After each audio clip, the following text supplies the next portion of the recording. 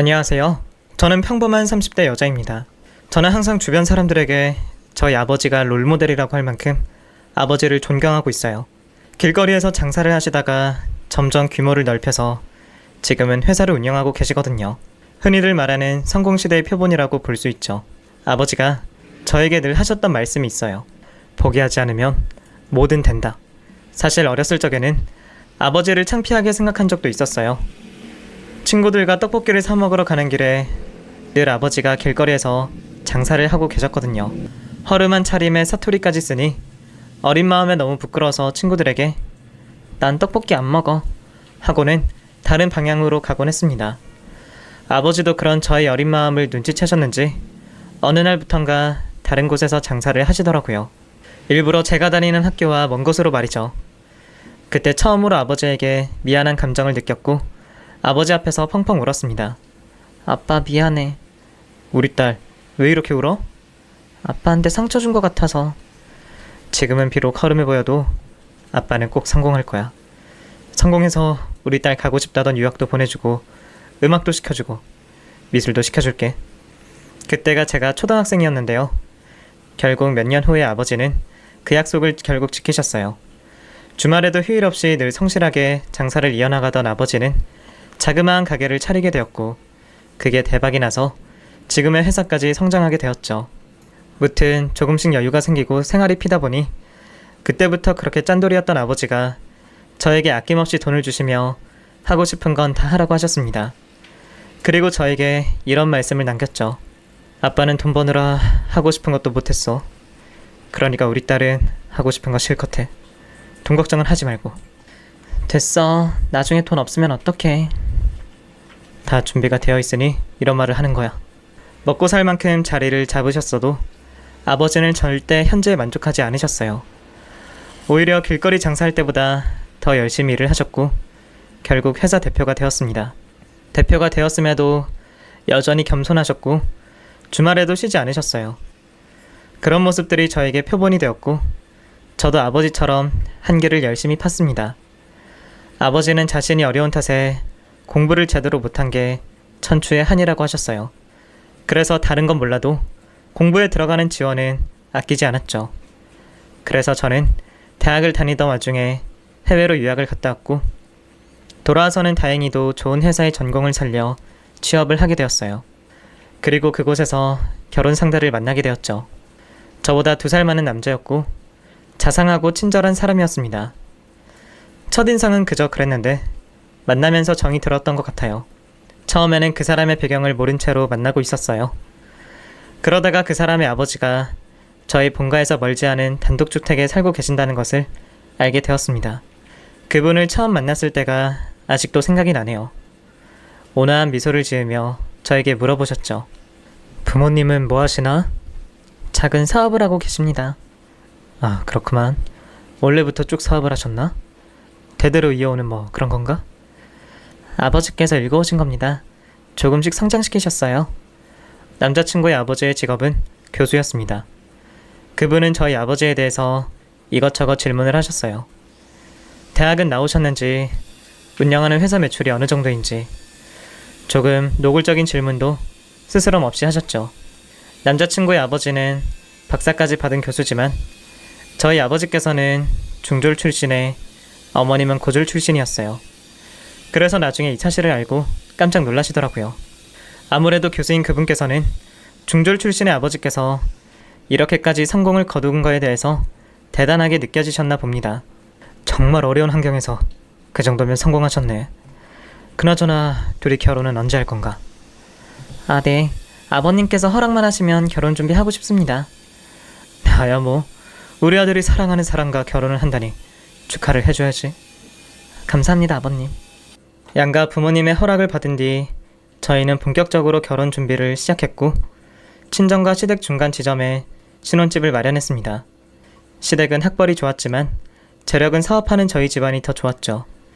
그래서 결혼을 준비하면서 저희 집에서 훨씬 더 많은 비용을 댔습니다. 혼수도 빵빵하게 해가고 신혼집도 저희 아빠 도움을 얻었어요. 그렇게 27 적당하면서도 이르다면 이른 나이에 결혼을 하게 되었습니다. 친구들 사이에서는 제가 거의 첫 스타트를 끊었던 것 같아요. 처음에는 정신이 없어서 신혼생활이 좋은 건지 안 좋은 건지 가늠할 수 없었습니다. 막연히 이런 게 행복인 거구나 가늠하고 있었죠. 행복할 거라고 생각했던 저희 결혼 생활에 태클을 건 사람은 다름 아닌 시아버지였습니다. 항상 아슬아슬하게 선을 지키며 저의 심기를 건드리시더라고요. 예를 들면 이런 거였어요. 사돈회사는 어찌 되어 가고 있어? 아직은 잘 풀리고 있습니다. 원래 한 번에 성공한 사람들이 나락으로 잘 떨어지는 법인데. 차곡차곡 쌓아오셨기 때문에 괜찮습니다. 괜찮긴 뭐가 괜찮아. 상견례 때 보니까 명품을 휘감고 오셨던데. 졸부 집안일수록 허세를 부리고 싶은 욕망이 있어서 명품을 사는 법이야. 네? 아무튼 아껴야 잘 산다는 말이지. 나중에 회사 너희한테 물려줄 수도 있으니까. 아, 네. 그리고 너는 책을 좀 읽고 있어? 한 달에 한 권 정도로 조금 읽고 있어요. 책을 많이 읽어야 지식인이 되는 거야. 머리 텅텅 빈 채로 돈만 잘 벌면 뭐해. 사람이 내적 성장이 있어야지. 안 그래? 아, 네. 교수인 시아버지께서는 교묘하게 저희 부모님을 무시하셨습니다.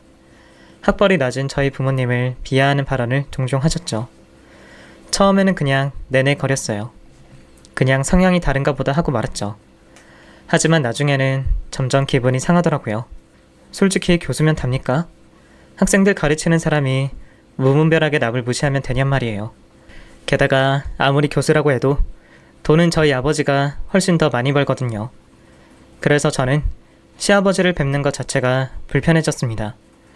하지만 저희 부모님은 그마저도 이해하라고 하시면서 잘 맞춰드리라고 하셨죠.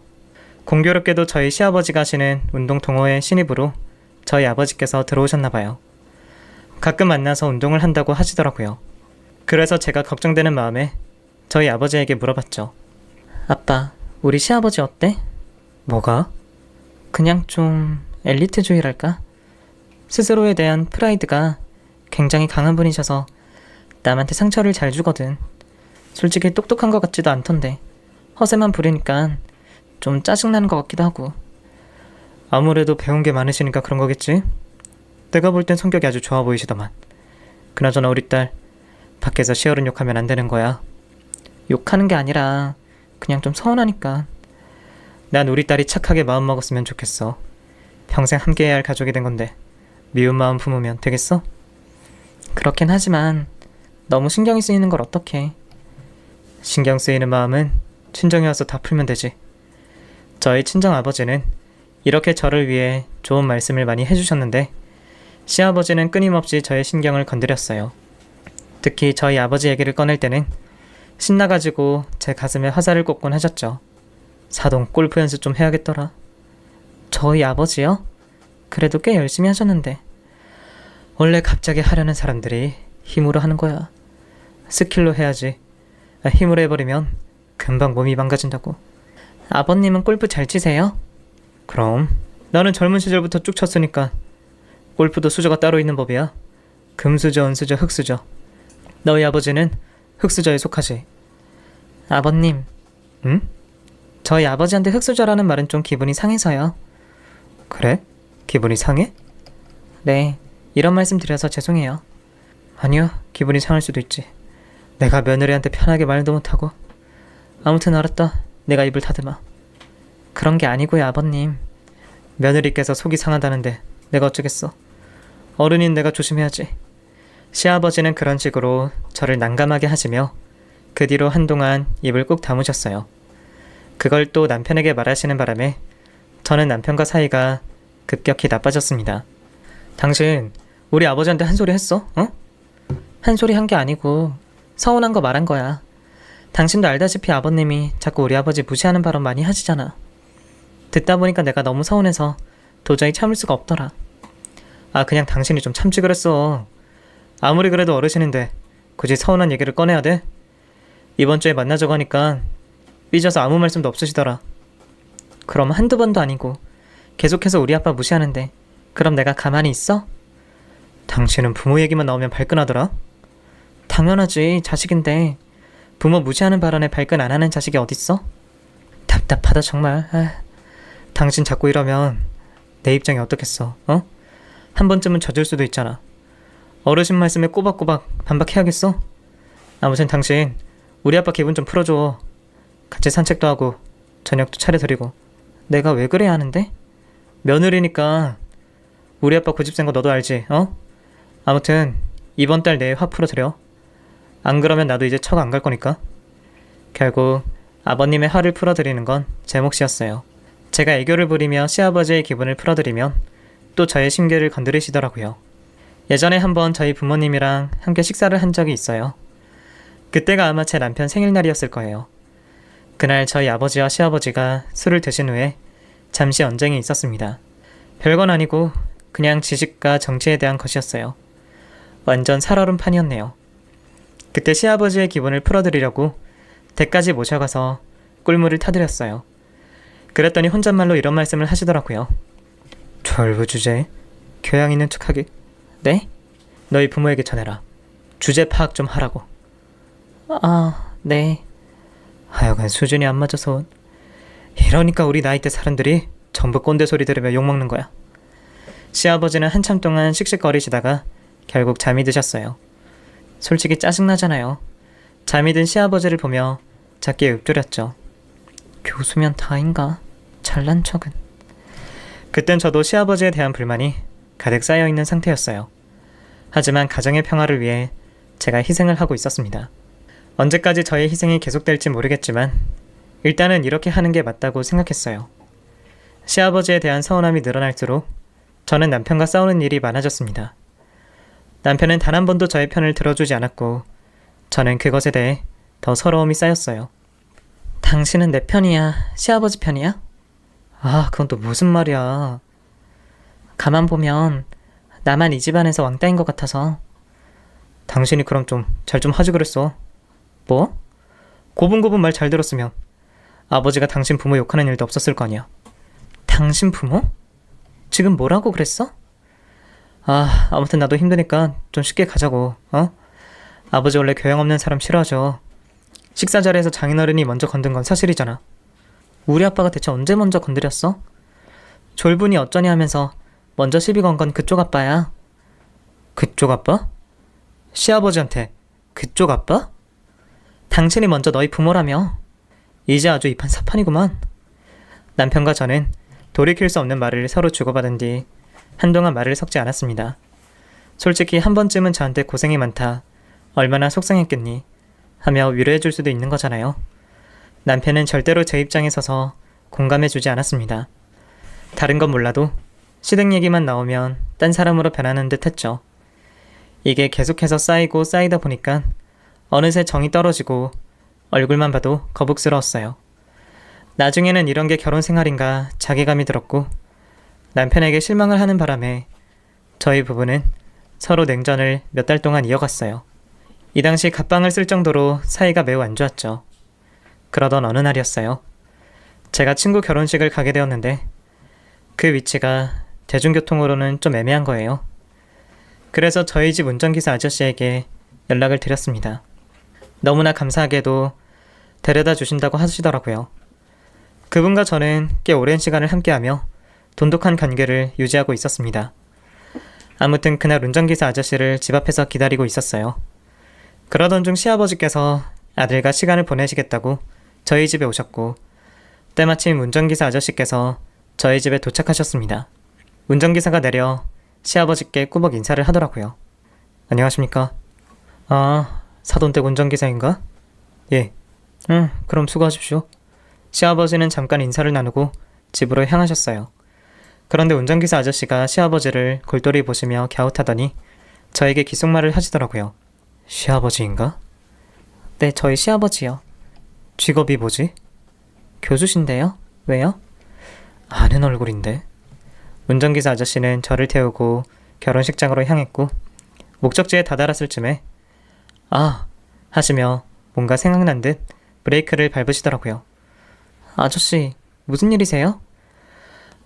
내가 어디서 봤나 했더니 김씨였구만. 김씨요? 그 시아버지 있잖아. 내가 아는 사람이야. 네? 어떻게 아세요? 내가 땡땡 기업에서 운전기사로 일할 때 있잖아. 그때 교대를 근무하던 운전기사인데 허풍쟁이로 아주 유명했어. 네? 그럴 리가요. 평생 공부만 하고 교수 일만 하셨던 분이신데? 내 기억이 맞다면 그 사람은 분명 운전기사 출신이야. 내가 똑똑히 기억해. 회장님 비밀을 녹음해서 유포한다고 협박해서 아주 쓸쓸히 돈 챙기고 도망을 갔지. 우리 운전기사들 사이에서는 아주 전설적인 인물이었어. 그럴 리가 없는데. 맞다니까. 입이 삐뚤게 생긴 것도 똑같구만 뭘. 이상한데. 그런 걸 거짓말할 이유가 없잖아요. 없긴 왜 없어. 잘난 사돈보다 더 잘나 보이려고 거짓말을 할 수도 있지. 일단 그 얘기 저희 부모님께는 하지 말아주세요. 아저씨의 말에 저는 한동안 고민에 빠졌습니다. 평소 과묵하고 성실한 아저씨 성격상 거짓말을 하거나 그럴 분은 아니셨거든요. 게다가 한 번 갔던 일은 절대 잊지 않을 정도로 기억력도 좋으신 편이라서 시아버님을 잘못 보신 것 같지도 않았죠. 확신에 찬 아저씨의 태도에 저 역시도 시아버지에 대한 의구심이 생겨났습니다. 그리고 혹시나 하는 마음에 남편에게 물어봤어요. 우리 아버님 혹시 전직이 운전기사야? 뭔 소리야? 아, 누가 그래? 아니, 그냥 좀 흘려 들었어.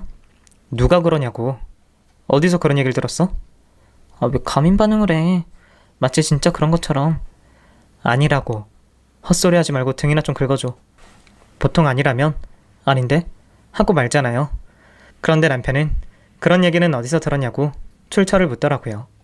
게다가 오래 살다 보면 남편이 당황하거나 거짓말하는 모습을 자연스레 알게 되잖아요. 그때의 남편 모습은 누가 봐도 수상했고 어색했습니다.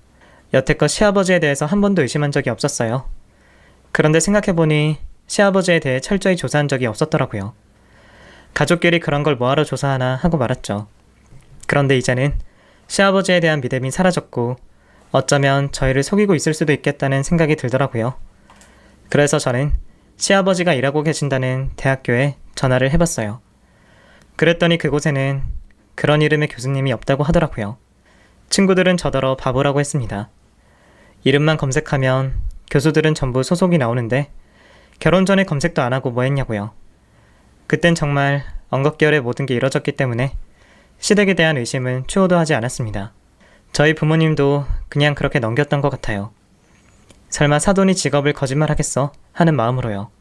허풍쟁이 김씨가 바로 저희 시아버지였던 것이죠. 시아버지는 알고 보니 교수도 아니었고 그냥 회사 대표의 비밀을 안다는 사실로 막대한 돈을 뜯어 호의호식하며 살고 있던 백수였습니다. 운전기사 출신이라는 걸 숨기기 위해 그럴듯한 직업이 필요했겠죠. 그러니 저희에게 교수라고 숨긴 게 분명해요. 그 뒤로 시아버지가 정말 우습게 보이더라고요. 저에게 교양인이 어쩌니 떠들며 지식인인 척을 그렇게 하더니 알고 보니 그냥 허세에 찌든 아저씨일 뿐이었습니다. 저런 사기꾼이 무일푼으로 노력해서 자수성가한 우리 아버지를 평가하는 건 말이 안 되는 일이었죠. 생각해보니 남편도 처음부터 한통속이더라고요. 가족이니까 가까이서 지내면서 자기 아빠가 어떻게 돈을 벌었는지 그리고 대학 교수가 아니라는 것쯤은 알고 있을 테니까요. 사기꾼 주제에 우리 아빠를 모욕하고 무시한 시아버지가 안 잊고 왔죠. 어떻게 이 인간들을 복수해줄까 고민을 하다가 직접적으로 말하기보다는 살짝 떠보기로 했죠. 저기 아버님. 응? 저희 집 운전기사 아저씨가 아버님이 낯이 익다고 하던데요. 그래? 혹시 아는 분이세요? 뭐 건너 알 수도 있지. 나도 한때는 운전기사 고용하고 다녔으니까. 아, 그렇군요. 그놈은 지가 뭔데 나를 아니었더니 떠들고 다니는 거야? 교양 없기 시리. 시아버지는 아주 뻔뻔하게 대응하더라고요. 사람이 이렇게 당당할 수도 있구나 싶어 속으로 웃었어요. 어디까지 뻔뻔해지나 싶어서 내버려 뒀습니다. 조금 띄워주니 시아버지는 알아서 무용담을 늘어놓으시더라고요. 나는 세상에서 공부가 제일 쉬웠어. 주변에서는 의사해라 판사해라 난리도 아니었는데 순수 학문을 깊게 파는 게 적성에 맞았지. 우리 남편이 아버님 닮아서 똑똑한가 봐요. 우리 아들은 나보다 더 낫지. 지 혼자 공부해서 명문대 합격하고 대기업 들어간 거 봐라. 그러게요. 아, 그나저나 아버님 땡땡대학 무슨 과 교수님이라고 하셨죠? 말하면 알긴 하고 제 친구 언니가 그 학교에서 일한다고 해가지고요. 그래? 학교가 워낙 넓으니 모르겠지. 그나저나 사돈은 이번에 운동 못 왔던데 무슨 일 있고? 몸살기가 있으셔서요. 힘을 하니까 그래. 그러니 몸이 축나지. 저희 아버지가 그러던데 아버님도 그리 잘 치는 편이 아니라고 하던데요. 뭐? 사돈이 그래? 참나. 뒤에서 나를 험담하고 다니는구만. 에이, 아버님도 구력 얼마 안 되신 거 아니에요? 20년도 넘게 쳤다니까? 시아버지를 툭툭 건드리면 시아버지는 불같이 화를 내곤 하셨어요. 그리고 제가 살짝 떠볼 때마다 말을 돌리면서 화자를 바꾸더라고요. 이런 시아버지 밑에서 살아봤자 나에게 무슨 의미인가 싶어 저는 결국 저희 친정 부모님께 시아버지의 정체를 말씀드리게 되었습니다. 엄마, 아빠, 우리 시아버지가 사기꾼이었어. 그게 무슨 말이야? 알고 보니 교수도 아니었고 운전기사 출신이래. 거기서 회장님 협박해서 크게 한탕 치고 빠져나왔나 봐. 그걸 왜 거짓말을 했지? 그러니까 다른 건 몰라도 우리를 속인 거잖아. 난 그게 너무 실망인 거야. 처음부터 거짓이었던 시댁이랑 어떻게 관계를 이어갈 수 있겠어? 안 그래? 이서방도 알고 있었던 거야? 당연히 알고 있었겠지. 어떻게 자기 아빠가 교수가 아니라는 걸 모르겠어? 아저씨 얘기 들어보니까 그렇게 한탕 치고 도망간 게 몇 년 전이라고 하더라. 이서방도 널 속인 거면 이건 심각한데? 그리고 사실 그동안 아빠한테 말 못한 게 있어. 그게 뭔데? 설마 이서방이 바람펴? 아니야. 그런 쪽은 아니고 시아버지 얘기야. 시아버지가 아빠 가방끈 짧다고 무시하는 발언 시도 때도 없이 하셨어. 게다가 아빠는 자수성가로 부자 된 걸 졸부라고 취급하면서 깔보더라. 내가 하지 말라고 몇 번을 얘기했는데도 눈 하나 깜짝 안 하시더라고. 내 남편도 똑같아. 중간에서 자기 아빠 막아주지도 않더라. 근데 알고 보니 시댁은 사기꾼 집안인데 그런 집안에 무시당한 게 화가 나. 어떻게 할 생각이야? 모르겠어. 어떻게 할지. 엄마 아빠랑 상의하고 싶어서 온 거야. 부모님은 충격이 크셨는지 한동안 아무 말씀도 하지 않으시더라고요. 그리고 잠시 후 아버지께서 저에게 이런 말씀을 하셨습니다. 갈라서라. 진실되지 않은 집안에 우리 딸 보낼 생각 없으니. 당연하지. 나도 더 이상 그 집안에서 못 버텨. 시아버지 때문에 남편이랑 사이도 안 좋아져서 각방 쓴 지 오래됐어. 일단 이혼을 할 건데 이걸 남편한테 어떻게 말해야 되는지 그게 고민되네. 나 여지껏 아빠 모욕할 때마다 참았거든. 혹시 그쪽에서 너한테 돈 요구한 적은 없지? 나한테? 아니, 없는데. 그래, 그럼 다행이다. 같이 운동하는 분들한테 돈을 좀 껐던 모양이야. 처음엔 이상했지. 교수고 돈도 잘 버는 사람이 왜 돈을 꿀까 싶어서. 교수 행세하며 사느라 돈이 뚝 떨어졌나 보지. 운전기사 아저씨의 폭로가 아니었다면 저는 완전히 골로 갈 뻔했어요. 지금이라도 알아서 다행이다 생각하며 저는 신혼집을 처분할 방법을 알아보고 있었어요. 그리고 때를 봐서 남편에게 이혼을 선언했죠. 우리 이혼해. 갑자기? 왜 그래? 무슨 일 있어? 당신도 알고 있었어? 뭘? 당신 아빠 교수 아닌 거. 그 말을 들은 남편은 한동안 멈춰서 머리를 굴리는 듯 보였어요. 그리고 잠시 후 남편은 저에게 이렇게 말했습니다. 그건 또 무슨 소리야? 당신 아빠 교수 아니잖아. 누구한테 무슨 헛소리를 듣고 온 거야? 우리 아빠 직업이 왜 교수가 아니야? 그래? 자신 있어? 그럼 지금 같이 학교에 전화해볼까? 같이 확인해봐. 저기 잠깐만. 거봐, 아니잖아. 아니라고 해도 뭐가 달라지는데? 뭐? 뭐가 달라지냐고. 우리 아빠가 교수가 아니라고 해서 우리 인생이 달라지는 건 아니잖아. 역시나 한패였어. 사기꾼들이었어. 당신 우리 아빠 직업 때문에 우리 집에 시집 온 거 아니잖아. 운전기사 출신이라고 했으면 나랑 결혼 안 했을 거야? 차라리 운전기사 출신이라고 했으면 더 좋았을걸. 그러면 이렇게까지 당신한테 실망하지 않았을 텐데 말이야.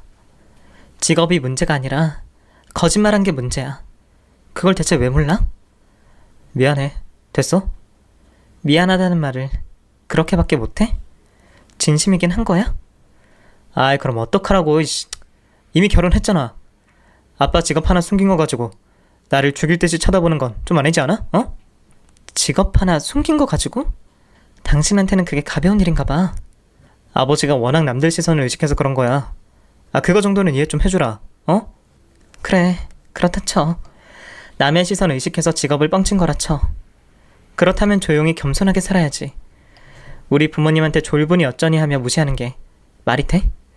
평소에 그것 때문에 스트레스 받아서 원형 탈모까지 올 지경이었어. 당신도 내가 시아버지 막말로 힘든 거 알고 있었잖아. 어쩜 뻔뻔하게 운전기사 출신이면서 우리 아버지를 무시할 수가 있어? 나도 더 이상 못 견디겠어. 사기꾼 부자랑은 연을 끊겠다고. 사기꾼이라니. 우리가 이거 하나 때문에 너한테 피해를 주거나 금전적인 손해를 끼친 건 아니잖아. 내가 경고 하나 할게. 앞으로도 쭉 그렇게 살잖아? 그럼 너랑 네 아버지 둘 다 깜빵 가는 수가 있어. 여보, 무슨 말을 그렇게 해. 내가 혼인빙자로 고소를 하면 어떻게 될까? 그럼 완전 끝인 거 알지? 그게 아니고, 우리 아버지 별명이 교수였어. 잔재식이 많아서 그렇게 불렸다고. 당신이 처음부터 오해를 한 거야. 우리 집에 온 날 아버지가 친구들한테 교수라고 불리는 거 보고 당신이 먼저 오해했잖아. 나는 그냥 아무 말도 안 한 거야. 우린 그냥 가만히 있었던 것 뿐이라고. 그 말 진짜 어처구니 없는 거 알지? 실망한 거 알아. 하지만 우리한테도 사정이 있었다는 말이야. 곧 있으면 우리 부모님 집에 올 거야. 짐 싸서 나갈 거니까 그런 줄 알아. 여보, 얼마 후 부모님이 저희 집에 오셨고 남편은 부모님께 납작 엎드렸습니다. 그리고 잘못을 빌었죠. 장모님, 장인어른, 제가 잘못했습니다. 자네 직업은 진짠가? 네, 제 직업은 진짜입니다. 그것도 모를 일이지. 해도 되는 거짓말이 있고 절대 해서는 안 되는 거짓말이 있는 거야. 자네가 우리한테 한 거짓말은 평생 씻지 못할 상처를 남겼으니 우리 딸과 이혼해주게. 아버님, 이혼만은 안 됩니다. 교수는 퍽이나? 딱 봐도 무식해 보이는 양반이 교수는 무슨 교수야. 내가 여태껏 그 양반한테 헛소리 들은 걸 생각하면 아직도 치가 떨리네. 죄송합니다. 제가 대신 사과드리겠습니다. 남편은 한참 동안 저희 부모님께 잘못했다고 빌었어요. 하지만 저는 그 인간이 악어의 눈물을 흘리고 있다는 걸 알고 있었죠. 생각해보면 남편은 항상 저희 아버지가 하시는 사업에 눈독을 들였어요. 지금 회사 간두고 우리 아버지 회사에 가고 싶다는 둥, 나중에 사업을 물려받을 때 자기가 물려받는 건 어떠냐는 둥, 아주 속물 중에 속물이었죠. 그러니 이제 와서 발등에 불 떨어진 것처럼 생쇼를 하는 거죠. 진심으로 미안하거나 반성해서 사과를 하는 것이 아니라는 건 저희 부모님도 아셨을 거예요. 저희 부모님은 그렇게 사위에게 큰 소리를 치고 집으로 돌아가셨습니다. 그리고 저는 이혼을 준비하게 되었어요. 나중에 아들이 이혼을 한다는 소식을 들었는지 잔뜩 흥분하신 시아버지는 저희 집으로 오셨고 저에게 버럭 소리를 지르시더라고요. 이혼이라니, 그게 무슨 소리야? 아버님 오셨네요. 이혼한다는 게 진짜냐? 네, 아버님이 저희 집안을 속였잖아요. 이혼이 무슨 장난이야? 그렇게 쉽게 결정하는 게 어딨어. 아버님은 교수가 장난이에요? 그게 쉽게 되는 건 줄 아세요? 너 지금 말버릇이 그게 뭐야? 순식간에 빈털털이 됐다는 소문이 퍼져서 돈 빌려준 분들이 찾아오고 있다면서요? 그래, 너희 아버지가 떠들고 다니지만 않았어도 이렇게 복잡해지진 않았겠지. 애초에 잘못을 한 사람은 아버님이잖아요. 그런데 왜 우리 아버지 탓을 하세요? 그리고 아버님, 저희한테 사과부터 하셔야 하는 거 아닌가요? 내가 왜? 제가 이혼녀가 되게 생겼잖아요. 저희 부모님도 엄청 상심이 크세요. 하나밖에 없는 귀한 딸, 이혼 꼬리표 달게 생겼다고요. 내가 너같이 기센 며느리는 처음 봤다. 잘못을 해도 서로 보듬고 사는 맛이 있어야지. 그걸 가지고 바득바득 대들어야겠냐? 저기 아버님, 제가 기가 세다고요? 저 여태껏 아버님 말씀 존중하면서 찍소리 안 하고 살았잖아요. 이런 며느리가 세상에 어디 있습니까? 아버님도 그러셨잖아요. 저처럼 참하고 조용한 며느리 얻고 싶었다고. 저희 운전기사 아저씨가 아버님을 허풍쟁이라고 하더라고요. 아버님이 운전기사들 사이에서 전설로 통한다면서요. 남의 비밀을 협박해서 돈으로 뜯어낸 아버님도 정말 대단하네요. 아무튼 저는 이혼할 거니까 그런 줄 아세요. 저는 묵묵히 짐을 쌌습니다.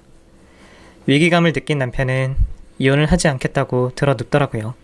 저에게는 소송이라는 방법이 있잖아요. 그렇게 진행했죠 뭐. 아버지의 도움으로 이혼 전문 변호사를 고용해서 본격적인 소송을 준비했어요. 이혼하기 전에 먼저 신혼집에서 나오면 나중에 소송에서 불리할 수 있다고 해서 어쩔 수 없이 남편이랑 한 집에 있을 수밖에 없었어요. 그랬더니 남편이 저에게 와서 또 빌더라고요. 여보, 우리 아버지 집 팔았어. 길거리에 나앉혔다고. 그걸 왜 나한테 말해? 불쌍하지도 않아? 한때 가족이었는데? 미안한데 불쌍하지 않아. 먼저 나한테 사기쳤잖아. 내가 당신 하라는 대로 다 할게. 그러니까 나 좀 받아주면 안 될까? 어? 내가 바람을 피운 것도 아니고 도박을 한 것도 아니잖아. 나는 사실 아무 잘못이 없잖아. 아무 잘못이 없어? 나는 아버님보다 당신한테 더 실망이야. 나랑 같이 살면서 단 한 번도 미안하다는 감정 못 느꼈지? 당신은 그냥 그런 사람이야. 그래, 나도 잘못했어. 하지만 당신도 잘못한 게 있지. 꼭 그걸 가지고 소문을 퍼뜨려야겠어? 그것 때문에 우리 아버지가 완전히 나락으로 간 거잖아. 책임을 져야지. 남을 망하게 했으면 적어도 미안하다는 말 한마디 정도는 해야 되는 거 아니야? 아, 그래 미안해. 됐니? 여보, 그런 게 아니잖아. 우리 서로 갈라서면 답이 없어. 어? 다시 잘 살아보자. 여보, 어? 내가 세상에서 제일 싫어하는 게 거짓말이야. 그러니 당신이랑 아버님한테 정이 뚝 떨어지지. 다시는 나한테 연락하지 마. 그리고 제발 앞으로 남한테 피해주지 말고 살아. 그렇게 사는 거 부끄럽지도 않니?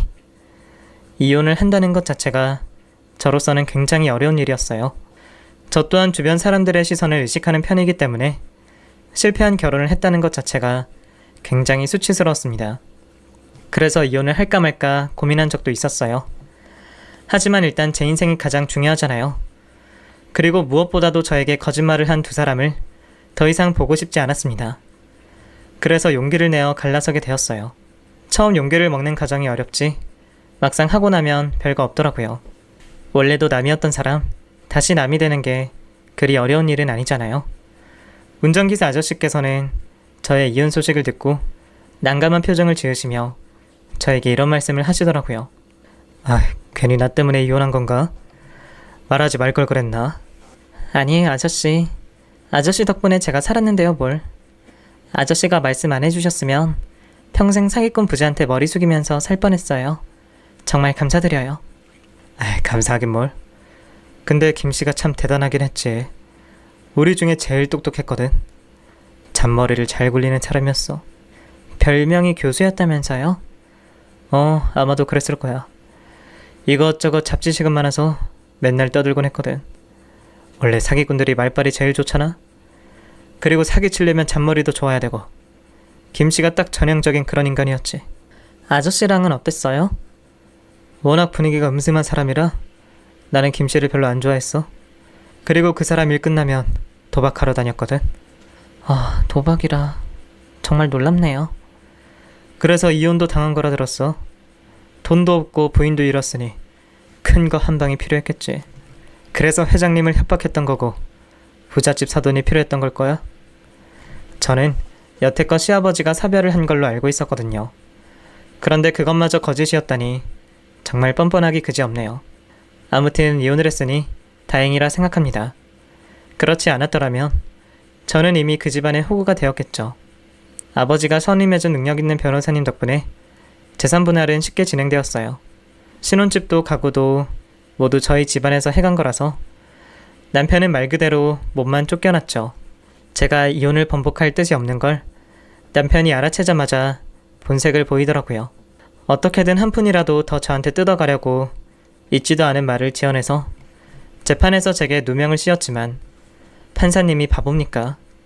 아무런 증거도 없이 입만 나불거리는 두 사기꾼 부자의 말을 전혀 듣지 않았죠.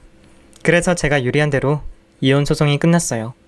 그 후 시아버지와 남편은 원래 살던 본가에서도 쫓겨나 길바닥에 나앉게 되었다고 하더라고요. 그나마 남편이 직장이라도 있으니 굶어 죽지 않겠지만 당분간은 원룸 같은 데서 생활하게 되었다고 들었죠. 간간히 어떻게 지내는지 소식이 들려오긴 하지만 생각만 해도 짜증이 나서 일부러 더 관심을 안 두려고 했습니다. 이혼 후 저는 한동안 아픔에 시달리며 더딘 시간을 보냈어요. 하지만 아버지의 말대로 시간이 약이더라고요. 가족끼리 엮여 있었기 때문에 그걸 떼어내는데 꽤 많은 시간을 보냈지만 지금은 괜찮습니다. 신혼집은 손해를 좀 보더라도 이혼 후 바로 팔았습니다. 가끔씩 신혼집이 있던 그곳을 지나칠 때가 있는데요. 이제는 추억으로 자리 잡았기 때문에 아무렇지 않아요. 그저 앞으로 다시는 만나지 않길 바랄 뿐입니다. 저희 부모님은 가끔씩 저에게 괜찮냐고 물어보십니다. 그럴 때마다 항상 웃으며 괜찮지 그럼 하며 답하곤 합니다. 다른 사람은 몰라도 저는 이혼하면서 부모님께 가장 큰 죄를 지은 것 같았어요. 딸이 제대로 살아도 모자랄 판에 이혼까지 했으니 죄인처럼 고개를 숙이고 다녔더니 부모님께서 저에게 위로를 많이 해주셨어요. 언젠가는 자랑스러운 딸이 될 수 있도록 많이 노력할 계획입니다. 아직은 한참 부족하지만 열심히 살아보려고요.